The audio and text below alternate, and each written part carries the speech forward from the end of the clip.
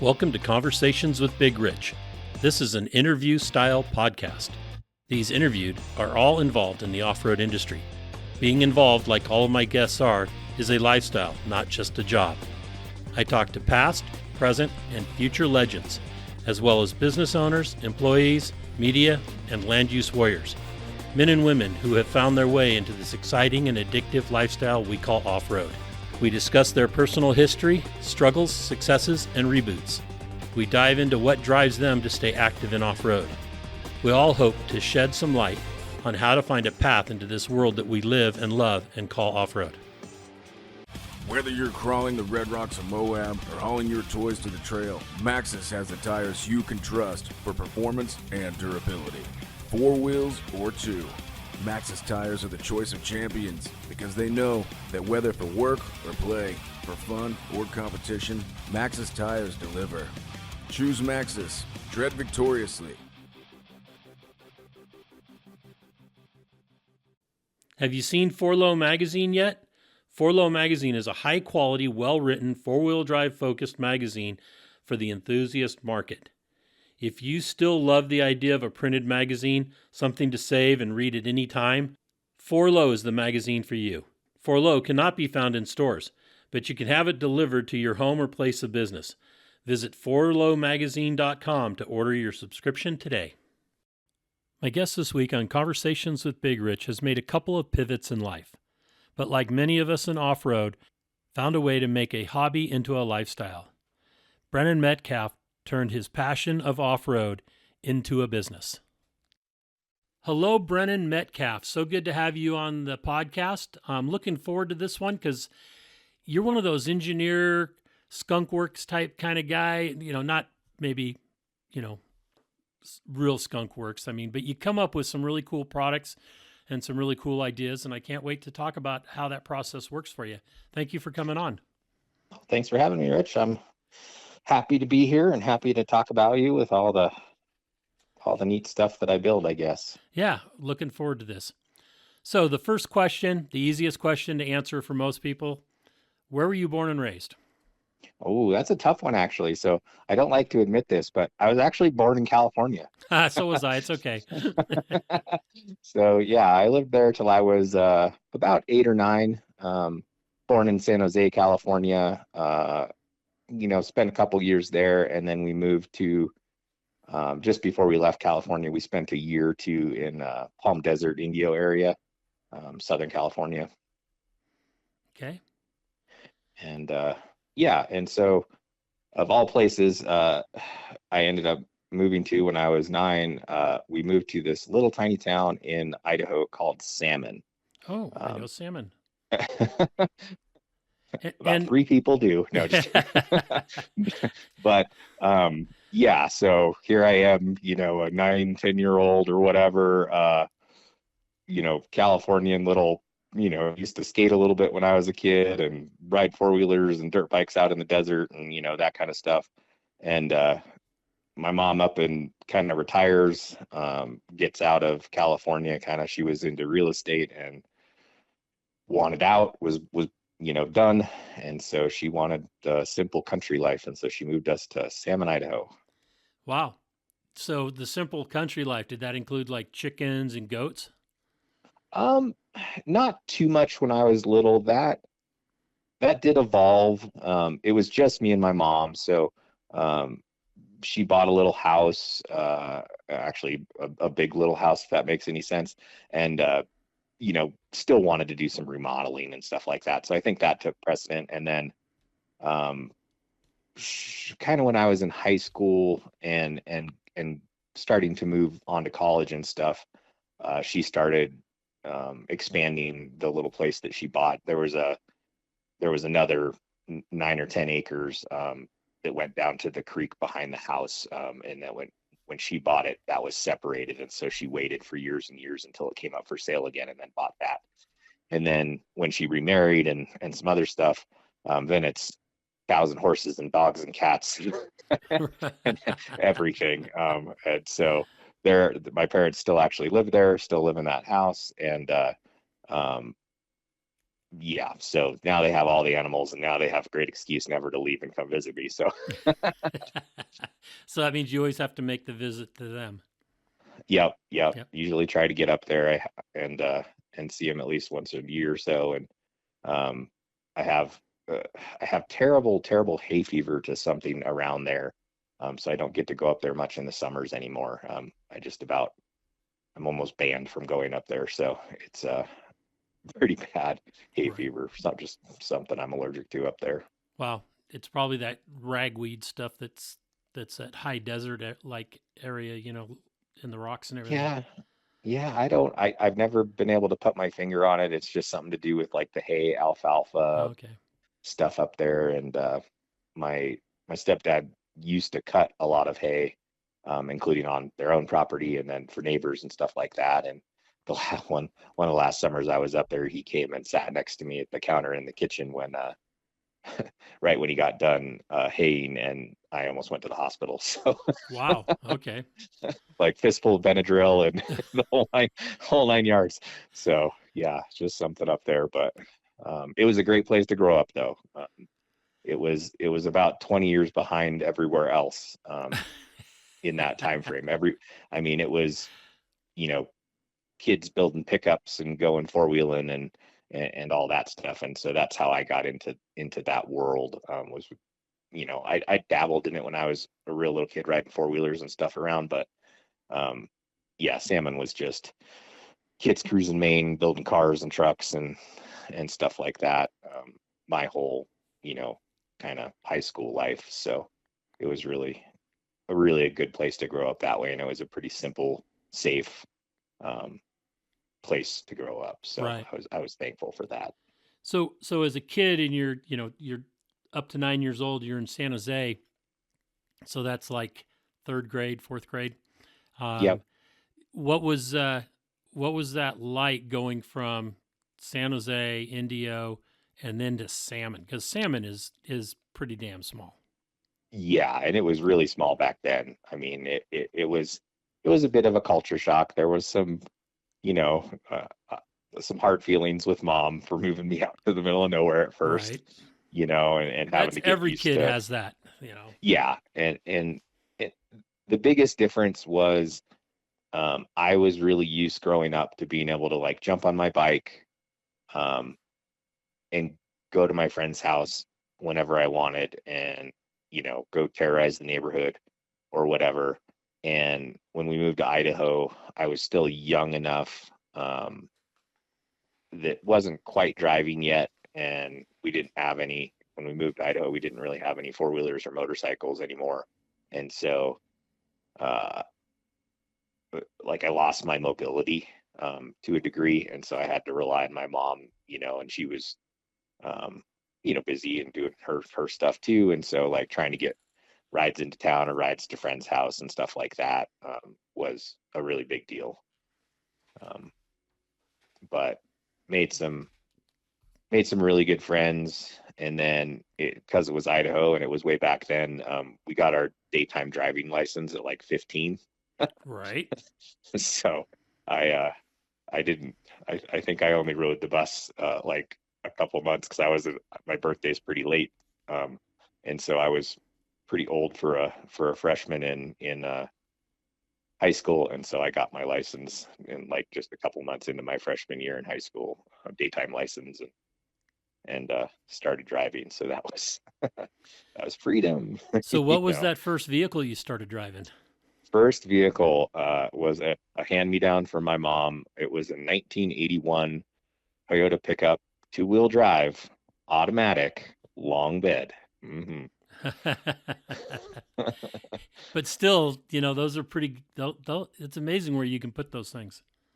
Yeah, and I wasn't super into four-wheeling then, but shortly thereafter, I think I bought my first four-wheel drive pickup when I was 16 or 17. Um, traded up, if you were. So um, caught the bug and never looked back. So, would you have considered yourself? I mean, with your engineering, I'm assuming that you were a pretty good student. Um, In some ways, yes. In some ways, no. Okay. It was a pretty basic school, and so some of it wasn't super challenging for me, and some of it I really loved. They had a really good technology education program, so we got to build a lot of neat stuff, model rockets and hovercrafts and hot air balloons and um, some pretty neat projects like that. Wow. It was a time in that school where they didn't have a traditional, I'll call it like metal shop or uh, shop class, like auto shop class. Okay. So technology was kind of the thing that took place of that. And then there was like a wood shop program. I never really got into that too much. But that technology education stuff was my first, like, wet your whistle into building kind of anything you wanted. You kind of got to, depending on what year you were in, first, second, or third year of it, or you know what projects you got to do. They started you out building like those little balsa wood bridges that you like do weight tests on and stuff for Right. efficiency, and just went from there, and then basically got to do kind of senior level projects and pick our own stuff to do, and we got into all kinds of trouble. Yeah, so building some stuff we probably shouldn't have, Right. or kind of got out of hand or worked too well, or that kind of thing. And then yeah, that's what I really liked about school. I wasn't really a studious student. I definitely worked a lot. Got my first job when I was, I think, like 15, 16, washing dishes. And then I went to various, around town kind of high school job type stuff. So just that was kind of the deal with mom, is if I wanted to have a vehicle, I had to pay for it, and my gas and that stuff myself. So if I So wanted to do stuff, I had to work. yeah. So you said washing dishes, a local restaurant or cafe. Actually started at a old folks home. Okay. That was my first ever job, and that one was a good job for a first job, but it was pretty far out of town, and so I was only there for a couple months, and then I ended up getting a job at a cafe in town doing the same thing, just helping in the kitchen, washing dishes and stuff like that. And then it was, because I lived on one side of town, like 7 miles out of town, and then trying to manage that so you weren't burning all your gas money going back and forth to work and stuff. So Right. eventually we're working in town, and then I think in my junior year or so, I ended up getting a job with a couple friends of mine that I had at the local grocery store, and so it was just kind of a stalker and bagging groceries for people and taking them out to the car back then. All the the things they don't do anymore. Right. But, that's where I worked for. My mom's able to convince people to do that for her, but she's 86 years old, and she'll hobble in, get into the electric cart, and then she's hell Yep. on wheels as she drives up and down the aisles. You don't want to get in her way, and then she'll go, "Hey, will you reach that for me?" That kind of thing. So, because Yep. she's very low off the ground, you might say, and so that anything on the top shelf she can't reach. She's yeah. I think Yep. she needs a personal shopper sometimes. Yeah, I mean, you could build her a little like lifted mobility scooter. I'm sure you could. Oh, I'm sure somebody could. I'm not a builder. I could back in the old days I could diagnose cars, and I was really good at R&R, but I would not consider any kind of fab work. No, that's not me. Nope. I don't know. I didn't get that gene. I think everybody has it. You just have to use it. It gets bigger. Yeah. My dad was a tool and die maker, machinist. Ended up the grade was a model maker or something like that when he finally retired. Okay. Yeah. But he retired at 55 with 38 years um, in the government civil service side, working Naval Shipyard, the Rad Lab in San Francisco, and then for the Mint, and then Oak Knoll Naval Hospital with the prosthetics lab. He did all kind of crazy stuff, not in a Yeah. regular, machine shop setting, making, widgets for the same thing Yeah. over and over and over. Yeah. That's good stuff though. Hope, I don't know if that's anybody does that anymore, really. I think a lot of that's being automated and whatnot, but Right. yeah, I've definitely spent some time in a machine shop and enjoyed it. So it's a good time. Yeah. Some of the Good things that skill like to he have. designed was the packaging for the San Francisco Mint for all of the proof coins. So, Nice. they'd work on the machines for the proof coins. Then he worked on the packaging and creating the machines that did the packaging so that everything was done, it, since they're proof coins, they don't want people touching them, Gotcha. and if they do, they're all in, in special gloves and that kind of thing. But, yeah, he was pretty good at that kind of stuff.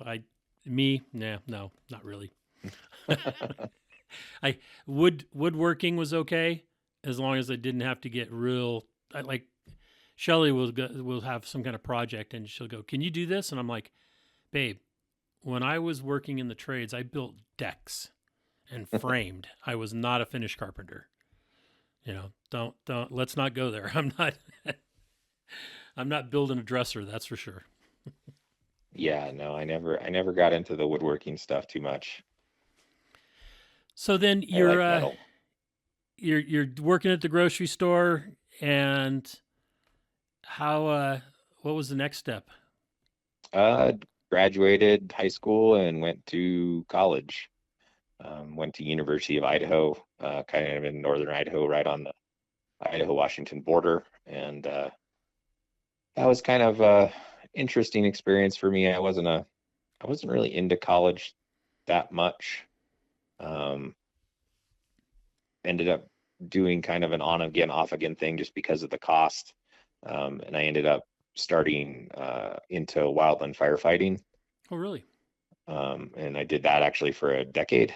So I was on the long-term plan for getting through school. I would do it in the off season, um, and to put myself through college. And so um, that went in waves.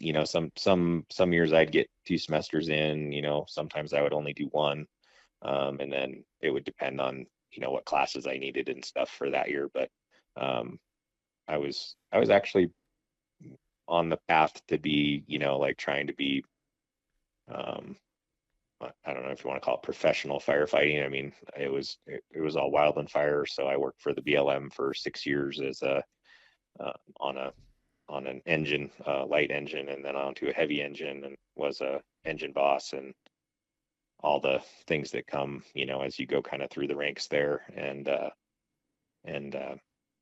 really enjoyed that. It was a lot of outdoor time. It was a lot of kind of off road, but not in the sense for the fun of it, but more for the work side of it. But it was still fun, and just got to spend a crazy amount of time in lonely places, I guess, if you want to say, like remote, places. I was based out of the Salmon Chalice National Forest area, and but traveled all over the U.S. In that time, and so that was a really good time, I guess, in my life. And then moved on from fire engines into helicopters. Oh, wow. I went on to work for 4 years in heli repel crew. So we would basically initial attack fires from helicopters, and so you repel into crazy places and initial attack fires in areas typically that you couldn't get other resources. So we were kind of in competition with getting to the fun fires before the smoke jumpers. It was there was much rivalry there, all in good fun, but that was always kind of the same thing. But so did that for 4 years, and then ended up having a pretty bad PT accident my last season, and shattered, cracked, I guess, if you want to call it. It felt like shattered, I'll tell you that. The head of my femur, and in my knee, and so that was kind of the reality check I needed, that I was probably burning the candle too much at both ends, and um, you know, Because you needed to guys get worked out. hard.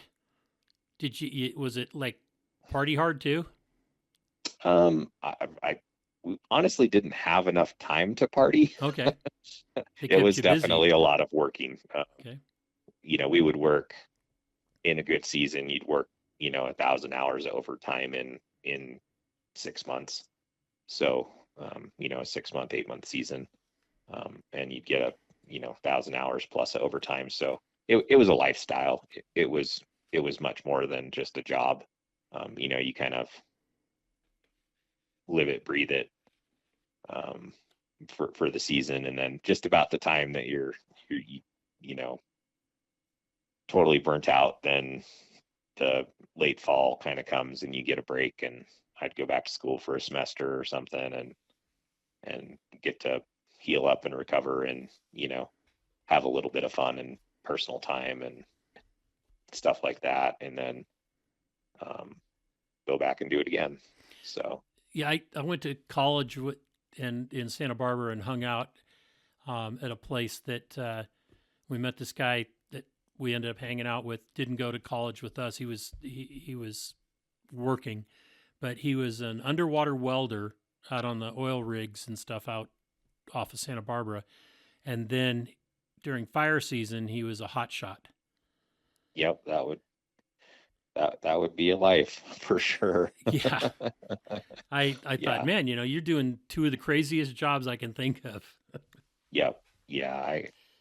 It, yeah, I miss it. I made a lot of good memories, and stuff like that. But at the same time, it's, you look back on it and you wonder why you have, shoulder pain and knee pain and a bad back, and, that kind of stuff. And, had friends getting surgeries when they were in their 30s and stuff. And so it was just, very, like, you don't see it when you're doing it really, but looking back, you notice that I'm sure it's a lot like, the military for some people and stuff like that. It's fond memories, but you look back and you're like, wow, that was crazy. Right. Um, and so it was good. I, learned a lot about people and management of people, and, you know, working in super high stress environments, and, um, did a lot of medical and search and rescue and all the things. And so, those are all skills that I took on, with me to other things in life, and am very thankful for that. And, all the opportunities that I had in that world, and memories I got to take away from it and stuff. But it's, every year I still have a couple friends that are, now a lot of the people I did that with are retired. But still, every year when fire season comes up, you get the, smell the smoke, get the itch, that kind of thing. So, Right. but So you were going to college at the same time as you were firefighting. Did it yep. take you all 10 years to get through college? Or did you get your No, not degree? all 10 years, but I definitely kind of tried a different couple things in college. So I used almost all 10 years, I think, 8 or 9 of them. Okay. And then I was kind of trying to figure out how to blend the two together, like looking at moving out of like active fire stuff into some kind of like research field, or somewhere where I could use engineering. There was a big testing center up in Missoula, Montana, where they did a lot of development work and stuff like that, and got hurt and just decided it was time to move on. And then, you know, somewhere in there, life started budding, if you will. Met my partner Teresa, and ended up going with her to help her finish her student teaching and get her teaching degree, physics degree. And when I was recovering from my knee injury, and then we actually just kind of up and moved to someplace new for both of us, and landed down here in Durango, Colorado. She got a teaching job here, and I actually came down here with no plan really, but was able to walk in the door at the local college here. I had worked for, when I was at college, I had worked for what was then Marriott, and then Sodexo, you know, in the kind of the food service management side of things. And so I was able to walk into a job here doing that, and shortly thereafter ended up with a company doing, actually walked into a machine shop of all places, and with a pipeline company that did specialized pipeline construction stuff with what's called a liner system. And so yeah, that was the start of the next phase of things. How did you injure your knee, if you want to talk about it? I was just on a PT run, just up in the hills above the heli base, and we're, you know, the PT program on the helicopter crew is quite arduous, if you will, and literally just took one wrong step and landed funny on a rock that caused me to kind of lose my balance as I was going downhill, and just like the worst jamming of your knee ever, as I was falling, and just poked a hole in the middle of the meniscus, and cracked the head of the femur, and you know, of course, a couple other little things in there. But yeah, it was just, It's not a great story like a tree nope. falling on a friend and you dove, to save him. No. No. I have a lot of those stories, but they Right. didn't involve me getting hurt. Okay. But yeah, no, I had, you know, and I was hoping that it was kind of recoverable, but it was a really good like gut check, and I went in, you know, to the specialist, you know, the ortho guy, and after I got a, you know, whatever CT scan and stuff like that, and you know, I'm sitting up there on the bench, and he's like, okay, you know, let me see your knee, and give him the one, you know, let me see your good knee. And so I give him the uninjured knee, and he's like, no, let me see your good knee. He was just like, you're done. Like, he's just like, even the good knee was so bad at that point that it wasn't worth, you know, trying to do it any longer. I mean, 10 years in that, doing that stuff is a lot. And so, yeah, I got out in time that I don't have, you know, I don't have daily pain from it, but I definitely still have like lingering, you know, if I leave it in one spot too long, it, you know, starts to have issues, stuff Well, like you're that. still So, pretty young. I'm 48 now. Yeah, that's pretty young. Yeah. I That's think I aged it all a little fast, doing the fire thing. right. But yeah, no, I'm thankful I got out when I did. I don't, you know, can still do everything I want to do, and, you know, don't have to live around it, you know, stuff like that. So Yeah, I started at 58 is when I started feeling, I'll call it feeling my age. It's when things that I knew that I go, oh, I know how I injured that. I was like 17 and, and I did this, and, it was high impact sports, and, doing stupid stuff. yep. But, Yeah, it's, I had. It catches up now, and I'm 66, almost 67 now. It's like everything hurts. But Yeah, that's I'm hoping that I don't end up in that, you know, I'm hoping I got out early enough that I mean, I still have things, ribs that separated and poke out every once in a while, and shoulder that likes to click when I walk. And it's it's but trying to transition from being super super active, in that world to into like essentially a desk job was quite different for me. Right. So that was And you're an still adjustment. an engineer in the pipeline. You work for United Pipeline Systems, is that right? I did, yep. Oh, you did? Yep, I worked for them for 15 years, and recently kind of stepped away in the last year to do my own thing. The company had got bought and sold during COVID a couple times.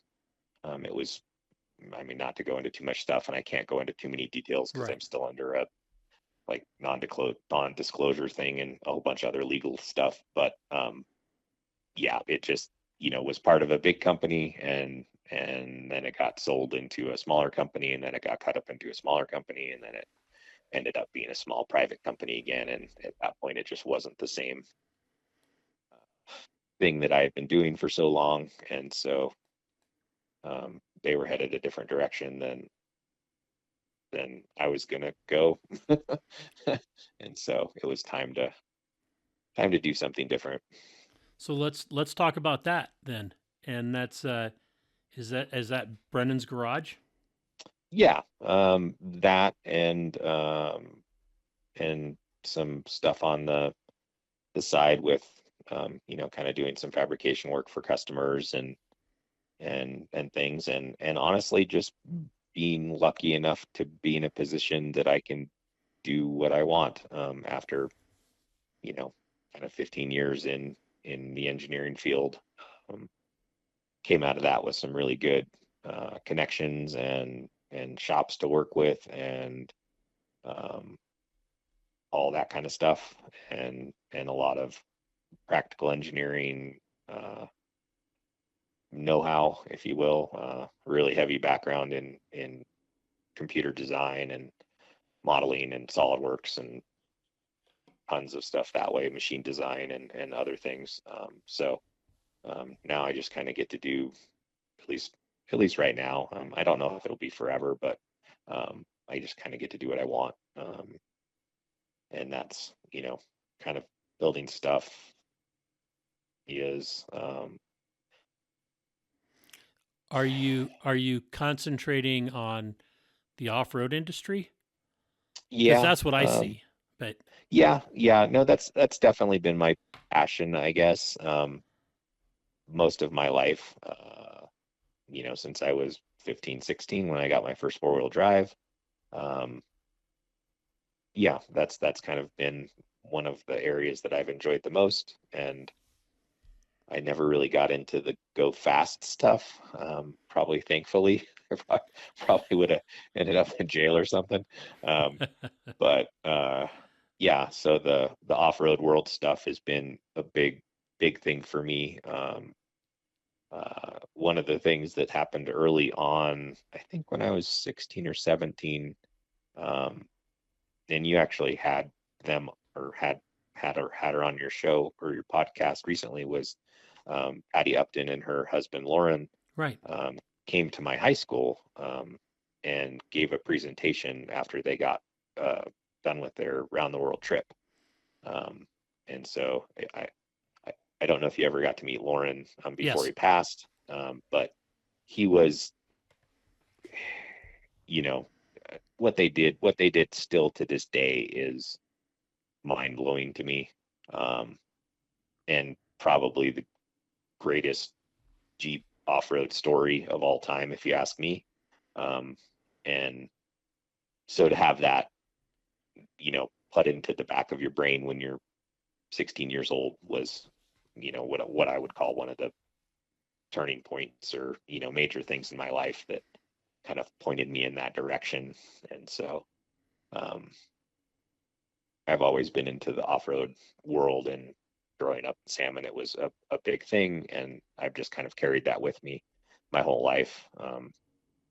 and, built a couple vehicles when I was working as an engineer, and got to kind of put my spin on things and grow up with technology, as things like CNC laser and plasma cutting and, CNC machining got more available for people, and that kind of thing. And yeah, so I just get to build all my ideas that I've had squirreled away for years. I literally keep a master list that's I think the last time I, I counted it was 300 or something odd ideas Nice, nice. of of just, Let's you get into know. that list here in a minute. But your first, you said I know you had the 2-wheel drive Toyota pickup, Yep. and then did you get your first 4-wheel drive after that one? Yep. I bought a 1976 Ford F-150, 4x4 long bed, had a 400 V8 in it, 4-speed manual, 205, 9-inch 44, was on like 33s. I think, I don't think I think that one I kept on 33s. And then uh, long beds weren't cool back then. So Right. I had that one for a couple years, maybe a year or two. And I ended up finding essentially the same ish truck, but in a short bed. And so I, did some wheeling and dealing and trading and this, that, the other thing, and ended up getting, like it was a 78, I think. Um, had a 390 in it, and still everything else pretty much the same. And that one I put a little lift on and some 35s, and, built a bumper for it and put a big dumb loud stereo in it. you know, all the things we do in high school. Right. Um, and drove that around for I technically still have it. It's still on my parents' ranch sitting next to the barn. Really. Um, yep. And just waiting its turn, aging to perfection, if you will. Um, Getting that right patina. yep. It's definitely got that.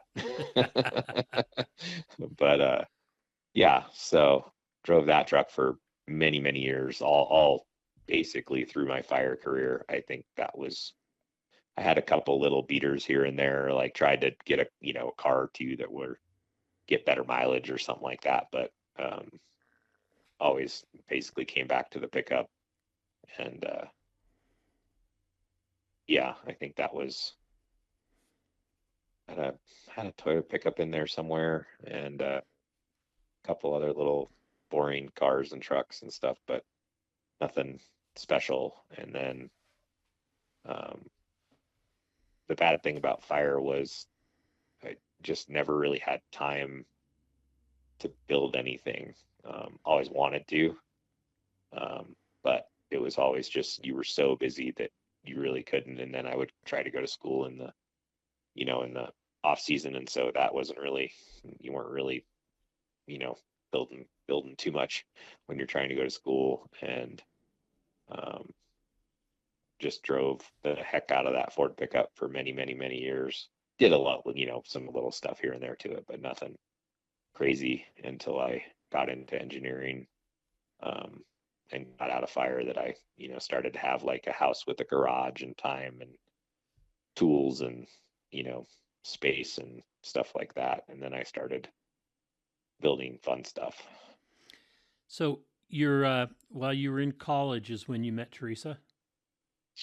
Late in college, Late in yeah. college, okay. Yep. And I mean, I'll say we actually met very early, and then we, life of a firefighter wasn't too conducive to having that much of a relationship. Right. And Okay. so it was, we were friends, and that kind of stuff, and dating and whatnot, but we never really got together until very late in that, right? I think I was only in fire for a year before I got hurt, and then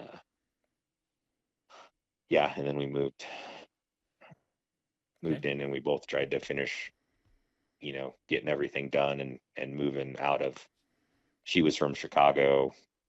Um, she had family in Salmon, and that's how we kind of met. She used to spend the summers in Salmon, working with her uncle at the airport. She wanted to be a pilot.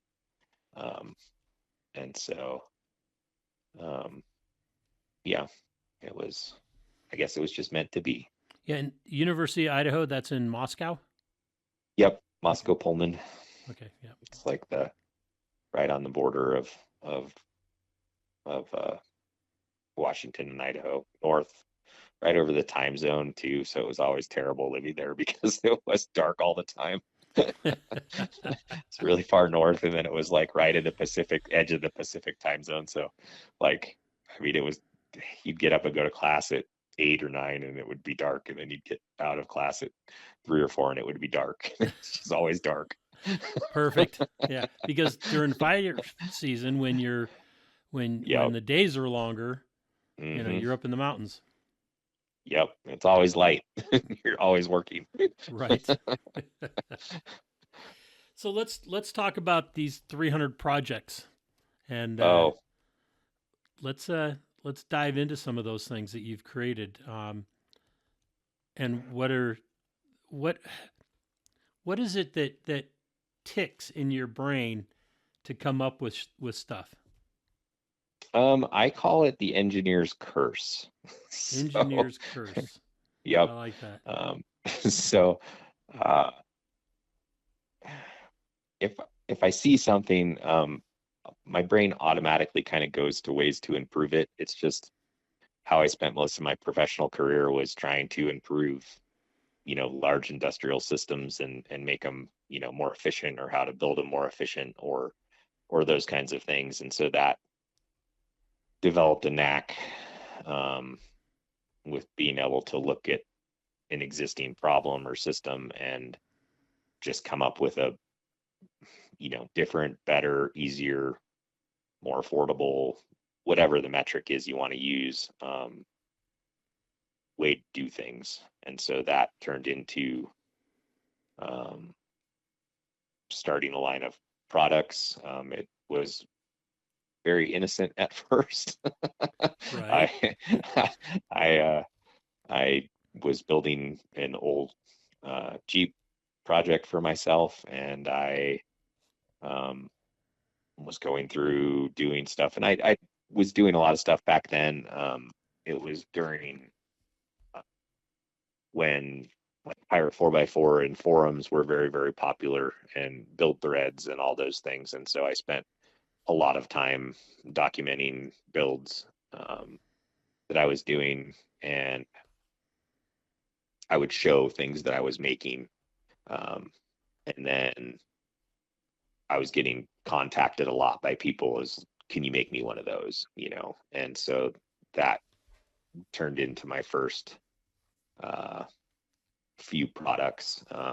First product ever was, basically a disc brake conversion for early Jeeps. I was just tired of the way that it was being done historically, and I was right in the middle of a Jeep build, and I wanted to do something different. And so I did, and came up with an easy way to do it. And, um, after, you know, many people contacting me and, can you make me one of those? Can you make me one of those? I finally just kind of relented and was able to leverage some of my manufacturing contacts, from my engineering background, and, have things produced, professionally. I didn't have the time to sit out and make 100 of one, by myself. Like, I didn't want to do things that way. I wanted to be able to leverage my time and having things made, uh, modern manufacturing methods, Right.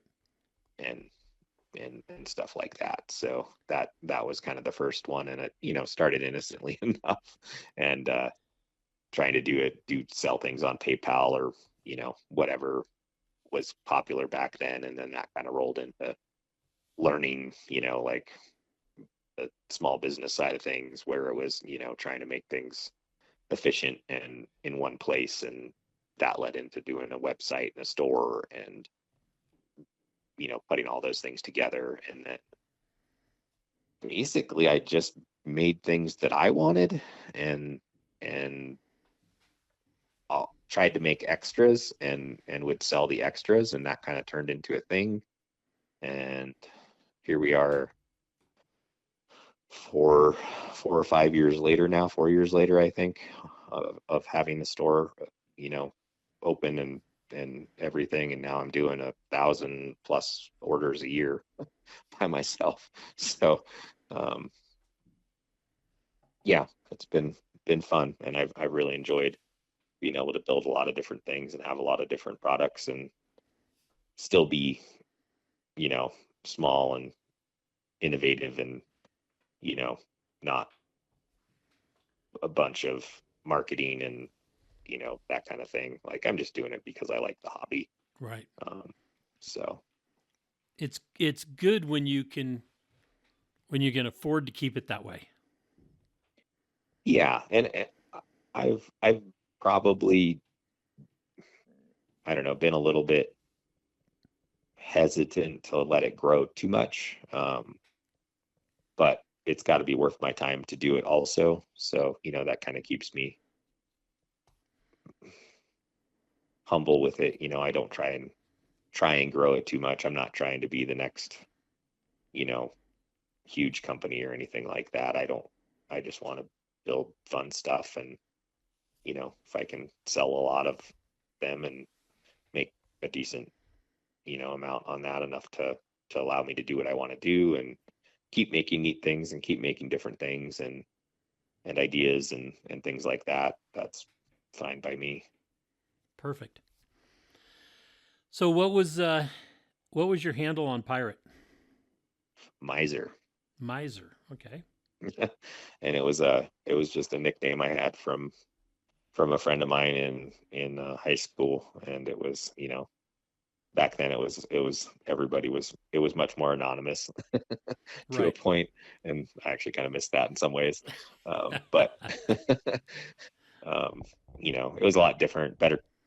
I think it was a little bit better community aspect to it, and I really miss parts of that with how things are done now with Social Facebook media. and Yeah. Instagram and YouTube and stuff, kind of taking the place of forums. And I think we lost a lot of the ability to share tech that was searchable in there. The whole debacle with Photo Bucket, when everybody lost all their images and hosting and hot linking and all that stuff. So yeah, I kind of miss those days a little bit. I agree. I agree totally. It's hard to pull away from social media, whether it's Instagram or Facebook or whatever, to go back to just bulletin boards, because I don't watch television until like 7 o'clock at night. Then it comes on and we stream movies or shows that, were done 10 years ago that we're just catching up on. It's living on the road like Shelley and I have done for so many years. We just didn't have that ability. And it's hard to go away from that because of the social aspect of Facebook and those kind of places, but because of everything you get. But then, like you said, the people that you really want to, that sharing of tech, the sharing of experiences just in off road has, it's there's more stuff, it's all those forums put into one spot instead of here's general, here's trailer park, here's the biggest difference I noticed was we just lost the archive and the searchable aspect of it. Like, you can still share everything on Facebook, and it's really actually quite easy and good, and people do share a lot of stuff there. but there's just no way to search back through it really. Not Correct. not and maybe it's because there's so much of it, but it just doesn't have the same feel or result as, I mean, you can still search the old pirate bulletin board, or I hate mud, or whatever your pick your poison was back then. But like, those are still searchable, and you still get results, and um, that just doesn't happen on the modern social media platforms, in my opinion. Like, that piece of it is missing. And then the Instagram is great, but you can't, um, the interaction is really limited. You can't share pictures back and forth inside a post, which is annoying. True. So it limits you that way. Facebook is better that way, but then it's Facebook, and searching back through Facebook doesn't seem to be a good thing. Um, and there's some things that we can do to be better with, like hashtags, or you know trying to trying to categorize a project or something like that, but it just doesn't work as well as a bulletin board or a forum did. um, and then YouTube has been a really great platform, but it it's also suffers from that same, like, lack of interaction. Like, you just can't grow in it, like I don't think you could in a forum. Like, I keep going back to the old build thread stuff, where you had one project, it was one thread or a post, I guess you would call it, that turned into a thread, or however you want to term that. But all that information for that one vehicle was in one place. Right. Yep. And that was, I pay my pound of flesh to photo bucket every year just to keep my old build threads alive, and functional. Interesting. I had some really big ones and popular ones, for like my old flat fender Jeep that I call Rango. Right. I mean, that, I don't even know how many million views or something that got, still to this day gets traffic, um, and everything. It's, is quite surprising, um, and stuff like that. But I think the last one I did was um, I built what I call the LX45, which was a kind of an old FJ45-esque body on a newer Land Cruiser. It was actually an LX450 chassis, and I did a build thread for that. And then after that, I kind of stopped, um, and just started doing it on the more modern social media platforms. And I regret that still to this day, because a lot of that information for the builds, I feel, is kind of, it's there somewhere, like, but I can't hardly even find it, comparatively. Right. You almost need the exact name of the whatever, however you did the initial Yep. post. Um, Yeah. we have some videos that went pretty viral. Millions and millions of views, and trying to find them is difficult. And I Yeah. made a list one time, just handwritten list, and of course I can't find that list anymore, of certain Yeah. videos where I could find them. Yep. And I thought YouTube was going to be better for some of that stuff, because it's all, like, all my content is on one channel, and it would go to one place. But honestly, I don't know, that format just doesn't seem to work for me very well for how I like to share tech. I don't know. Well, maybe somebody will come up with a really cool way to integrate the modern social media and I guess we call it the archaic bulletin boards, and Yeah. make it so that it's the best of both worlds. But that's above my pay grade. Yeah, I've got some ideas, but I have no idea how to do them. So I'll just keep building widgets. There you go. So, what have been some of your most popular widgets?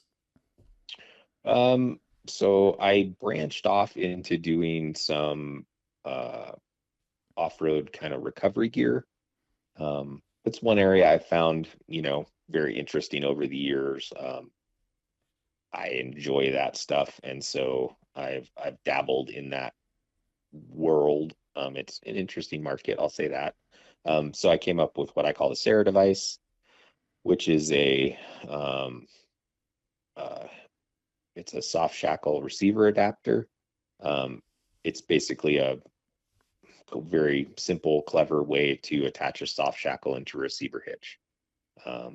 It was a kind of a labor of love project. The part ended up looking really simple, but was actually a really big pain in the rear to make. Just required some very like 5-axis machining and things like that. But that's been really popular. And then I was an early adopter of the recovery ring concept, and came up with a couple of my own little tweaks with that. Um, and have continued kind of to dabble in that space. Not necessarily even things for sale, but just ideas in how to rig um, winches with different methods, I guess, than is normal. And one of my most recent ones that I've been working on is just trying to actually integrate back in some old helicopter rappel technology into how we manage winch line extensions and some other things like that with a throw bag, kind of to manage how we handle and deploy winch extensions, and then how we can transform a winch extension into a more multi-use item. Okay. So I came up with a way to what I call a field fid. So essentially just having a fid on the end of the winch line permanently, instead of typically you would do that in the manufacturing process, and you would, you know, um, do whatever uh, rope work you're going to do, and then you would remove it. And just one day I was like, if we just leave it on there, then we could make and remake whatever, length winch line extension we want in the field in 30 seconds. And so, just trying to come up with ways to make common things that everybody has and use more um, more useful, so you don't have to carry as much stuff. I swear every time I pull out my extensions, because I had a whole bunch of different length extensions made when I was doing the Mm-hmm. Chocolate Thunder recovery at KOH. Yep. Because we could have one pull vehicle and we could do recoveries in from like 6 different places on Chocolate Thunder, which Right. just because of the way we had it rigged up. So I had all sorts of different extensions and stuff. And every time I need an extension out of my extension bag, it's like a monkey put it away, and it ends up being, like when you break your fishing line and you get Yep. that knot. Well, that's what I end up with, and it's like I spend more time trying to get the extension out and cleared Yep. Mhm. instead of doing the recovery itself. Yep. Yep. And so the way I started handling that was just to treat it like a rappel rope on the helicopter. So we used to use basically essentially it was a throw bag, or a drop bag, from the kind of uh, like high angle rescue world, or even like a a throw bag for a safety line on a boat was another really common way to handle that. And so you flake the rope into the bag, and then you leave, one end out, and there's a tab or a mechanism or closable throat on the bag, and you leave the one end out, and all you have to do is basically just pull that end out, and then you can just throw the bag, and the bag deploys the rope out to wherever you need to go. Nice. And so that little things like that is I guess what I find the most fulfilling these days, is just doing things like, like that. And sometimes that's a product, sometimes it's just, trying to get the information out there and show people how to do it. Sometimes it's both, but that's been one of the areas of focus for my little, web store stuff, is the recovery gear. I built a lot of early Jeep products, and surprisingly they still sell very good, but somewhere in there I was like, well, there's only so many Jeeps I could do a disc brake conversion on. I better branch out into something I could sell to more people. Right. Surprisingly, it's still, the disc brake brackets are all still the best seller almost. So, I mean, Very good. I did that. Another one that I came up with a couple years ago that was pretty popular was what I call the taller jack, which was essentially just a way to turn a weld-on square trailer jack into an off-road recovery jack. And how that came to be was, a friend of mine bought, I don't think I should say the name of the company, and more than one company makes them now, but they're a hydraulic off-road jack that was kind of a replacement for the old, farm jack thing. Right. And his very expensive new hydraulic recovery jack leaked oil all over the back of his very nice Jeep. And so it was a campfire discussion on how can we make something that was this package, that wouldn't leak all over the back of the Jeep. And so it ended up being a little DIY style kit that I designed, that you weld up on a certain size, either a 2.25 inch body or a 2.5 inch body, square, either a top winding or side winding trailer jack, and essentially you get a really, really nice little compact recovery jack. So that's been a very popular product. A lot of people kind of saw that and was, forehead smack kind of thing, and were early adopters. Like Harry Wagner ended up writing a story about it for when four-wheeler was still around, and stuff like that. So I'm not too much in the marketing side of things, though, sadly. So I'll kind of come up with an idea and a product or whatever else, and I'll do an initial kind of release, and then that's about it. Right. I And you don't, just hope I all don't, your friends kind of do it for you. yeah, like, or customers are happy, or whatever. And, I'm already thinking about the next 10 things I'm going to do. I don't want to spend a whole bunch of time trying to market something. I'm just doing it for the fun of it, really. And so that formula has actually worked out surprisingly well.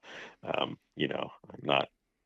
not a Bill Gates or Amazon or anything, but it seems to be doing just fine. So, do you have any other aspirations on things that you want? Not necessarily more widgets or products or anything, but the next step. You said you were 48, right? Oh, yeah. So, like, what do I want to do when I grow up? Yeah, Or that's a good way of putting it. um I now that I'm in a position where I am comfortable enough to do what I want, I definitely have some more trips, and um, starting to maybe perhaps get into kind of more the expedition side of things. This is the the stuff from Patty and Lauren, coming back up is doing some trips like you know like that. Like would I love to drive around the world? Absolutely. um is it politically possible these days? So Yeah, I don't know. um Maybe if you're not American. yeah. And so there's some stuff there. I definitely would like to travel more and explore more, spend some more time out, things like that. And we've been doing kind of more of that. I have a group that I've been wheeling with my pretty much my whole adult life. We met in college and kind of stayed in touch, or even earlier, some of them, friends from high school and stuff. And we try to get together once or twice a year and do a big trip somewhere. So doing hopefully more of those now that we can. That's my goal. We we did 16, 18 days. I forget how many days it was in Australia, and Oh, we that would be great. rented a 110 Rover, Land Rover, and that was all set up. I mean, they all we did was bring our clothes and then stop at the grocery store, and Yeah. we were able to camp out of that thing with the rooftop tent and the kitchen and all the stuff that it had in it, and it Yep. was so cool. But I know that the next time I go back, I got to be able to spend 6 months.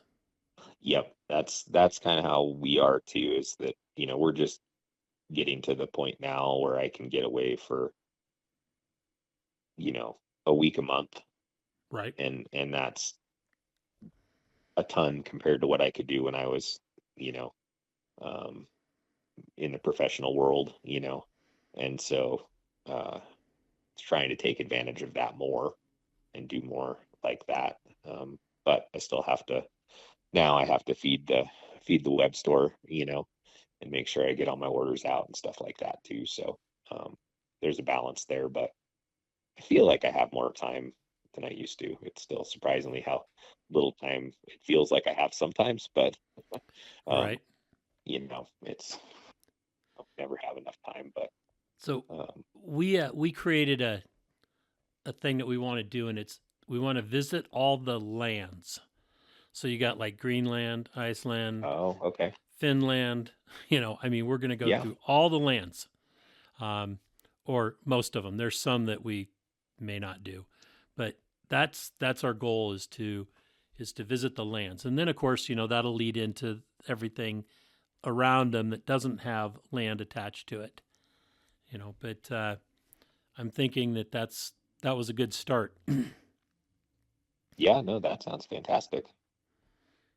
So do you have anything like that? I mean, is there some place you know that you really want to go explore? I mean, explore slash vacation. We've Right. been trying to go to Sicily for like the last 3 years, Nice. and we swear we're going to make it happen this year. But yeah, no, last year we had a little bit of a family thing with a nephew that lost a battle to cancer, and um, that kind of thing. So, there was it's life sometimes gets in the way, but we'll get there. Yeah, family commitments. That's what's happening with Shelly and I. Is we're in Northern California now, back where I grew up, taking care of my mom. My dad passed away a couple of months ago, well, August, and you know he was 30 days shy of his 90th birthday, and so now we're here with mom, taking care of her and making sure she gets to the doctors and does all the things Yep. that comes with age, and and inevitably, at some point we will be able to start the traveling again, and it's it's one of those things, when you get the chance to do it, just do it. It's if you wait and say, oh, we could do that in like 4 or 5 years, which is what we were doing, and Yeah. now it may be another 4 or 5 years, or who knows how long, Yeah. but No, I agree. Like I was lucky enough, when I was uh, doing the professional engineer thing that I got to travel quite a bit of interesting places. Not the same places probably everybody else goes to, but got to spend some time in the Middle East and um, Mexico and some other places, and so that was getting to see probably the places that people don't normally go to, and that was definitely eye opening, and definitely was made me want to do more. Excellent. So, yep. So, do you have a stock flat fender, one that qualifies? No, No. Okay. no, I do not. My flat fender is the furthest from stock you will probably Right. ever find. No, I've seen it and seen the photos and Yeah, and I I really love that world, and um, it was when I built my flat fender, it was kind of the beginning of the resurgence, when they were getting popular again. Um, and so, did a lot with it, and had a lot of good times in it, and that things. And I still sometimes think that the worst thing I ever did was build something else. But, the more than one mouth to feed and stuff like that. But like, um, we still get together every year and we do what's called the Friday Flat Fender Fun Run. We usually do it. It's the Friday of the week of Easter Jeep, okay. Yep. and it just, we all get together, all the old flatties from that are in town, and now it's kind of one of those things where it's taken on a life of its own, and people come just for that and everything. But we've always tried to keep it kind of low key and underground, and that kind of thing, and not make it a big thing. But that's I look forward to that every year, and Moab's kind of my home haunt, if you will, for wheeling. It's where if I want to go someplace for a weekend or something, it's close enough to Durango that I can go there. Right. And so that's where I spend a lot of time, and so I'm able to find places and trails and stuff that aren't kind of the normal stuff, and I've really been enjoying doing that. For everybody lately is not going on the same dozen trails that everybody else goes on during Easter Jeep. So Right. um, not necessarily super hard stuff or anything, but just different and unique, and that. So that's been really enjoyable. And as of late, with all the closures and stuff in that area, that it's probably more important than ever, to get out and use some of that stuff so they don't close it. Hopefully. So true. So true. Hopefully the new administration helps draw back some of that stuff that has been closed. Yeah, or at least lets us catch our breath, and finish some of the legal battles that we have already going with some of it, and get ahead of it, because it was just so aggressive for so many years that Yeah, it it was just seemed like scary. every week something else was getting closed. Yeah, yeah, It was and crazy. yeah. So yeah, that, and just looking forward to building new stuff. I started a new for me Jeep project, and I don't, even though I was kind of like my first thing that kind of got me out there and doing really big stuff like Ultimate Adventure and whatnot, was my old flatty. Um, that wasn't the only thing that I wanted. Right. So, um, you know, just continuing to build stuff and different stuff and try different stuff, and um, building a JKU right now of all things, like, um, but really enjoy kind of taking a swing at building things a little differently than most people, maybe. So Well, we just today purchased a 2000 Wrangler TJ that is Yeah. stock. Yep. I mean, it's got 30 by 950s on it, I think it is. Yep. And that is, I mean, first thing I did was like, oh, I could do that. And I'm like, no, you're not going to. You're going to leave it just as it is. Maybe go with just a hair bigger tire or wider if I can get, something. But I don't, I'm not going, it's got Steelies on it. They're going to stay that way until they get rusty because we're going to take it and leave it down in Texas where our boat is at. So Sure. that we can just fly in and have a vehicle already there. So Yeah, I went through that with my JKE build. I'm just right in the middle of like a big, huge change to it right now. And I had a couple messages where people were, I thought you were going to leave this one stock. And I'm like, who do you think you're talking to? Yeah. I was never going to leave this stock. Like, I just did a whole video about how the whole plan for it. And apparently nobody watches my YouTube because I laid it all out. And then they were like, I don't know, there was a miscommunication somewhere. I was like, no, I just didn't want to do the iterations of, like I didn't want to have it be stock and then 33s and then 35s and then 37s and then 40s. I just went from bone stock all the way to 40s in There you go. one step. I promise this one is going to stay stock. It's already got radios. It's got a winch. Yep. It's got ham in it. It's all it needs. Yeah. And for what, for doing a lot of things, that is all you need. Yep. Like, there's a lot of, that in the sport also. Yeah. Running. In Texas, it's running on the beaches. Yeah. Down in South Texas on the coast. Yep. So it'll do fine on the beaches. Well, Brennan, I want to say thank you so much for spending the last hour and change with me and talking about your life and what you do and what you've done. I appreciate it. Yeah, no problem. It was great having you talk with you and, get to tell my story a little bit. Absolutely. I think it's great. And if people want to take a look at your products, where can they find them? What's your website? So it's brennans-garage.com.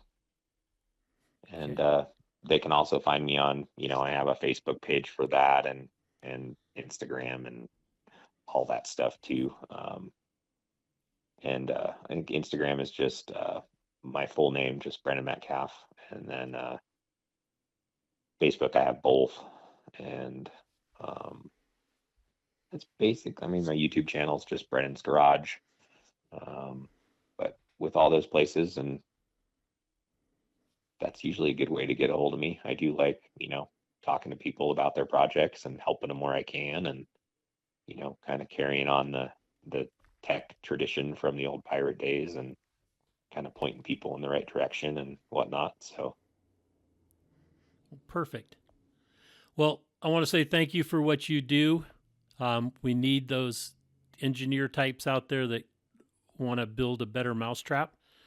And I appreciate it because I'm not doing it. I look on the internet and go, okay, what's new? What's somebody got out here to solve what I need?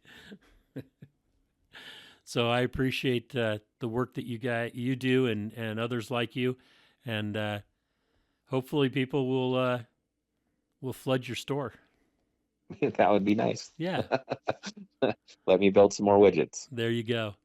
All right. Thanks, Rich. All right. You take care, and thank you so much. Yep. Bye-bye. Bye-bye. Well, that's another episode of Conversations with Big Rich. I'd like to thank you all for listening. If you could do us a favor and leave us a review on any podcast service that you happen to be listening on, or send us an email or a text message or a Facebook message, and let me know any ideas that you have, or if there's anybody that you have that you think would be a great guest, please forward the contact information to me so that we can try to get them on. And always remember, live life to the fullest. Enjoying life is a must. Follow your dreams and live life with all the gusto you can. Thank you.